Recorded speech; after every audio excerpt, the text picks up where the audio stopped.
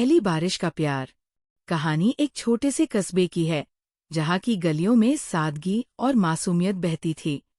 आरव और सिया इसी कस्बे के रहने वाले थे।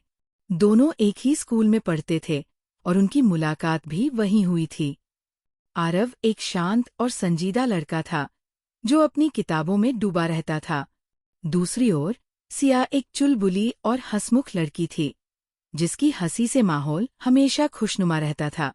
स्कूल के पहले दिन ही दोनों की नजरें मिली और एक अजीब सा आकर्षण दोनों के बीच पैदा हुआ। धीरे धीरे आरव और सिया की दोस्ती गहरी होने लगी। वे एक दूसरे के साथ अपने सुख दुख साझा करते, स्कूल के बाद साथ में पढ़ाई करते और घंटों बातें करते रहते। सिया की हंसी और उसके साथ बिताए हर पल ने आरव के जीवन को रंगीन बना दिया था। एक दिन स्कूल की छुट्टी के बाद सिया ने आरव से कहा, चलो आज पहली बारिश का मजा लेते हैं। आरव, जो आमतौर पर संजीदा रहता था, सिया के इस मासूम आग्रह को मना नहीं कर सका।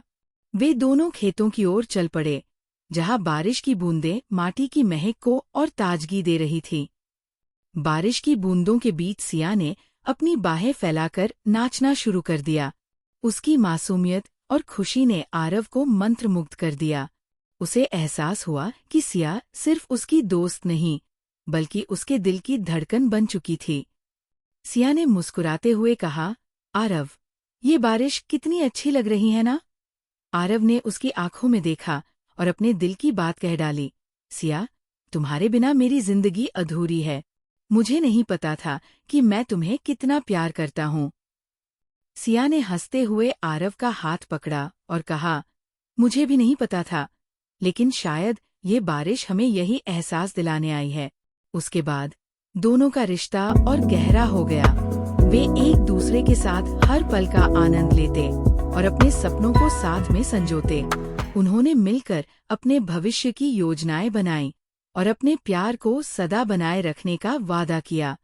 समय बीतता गया और दोनों ने अपने अपने करियर की शुरुआत की, लेकिन एक दूसरे के प्रति उनका प्यार और सम्मान कभी कम नहीं हुआ।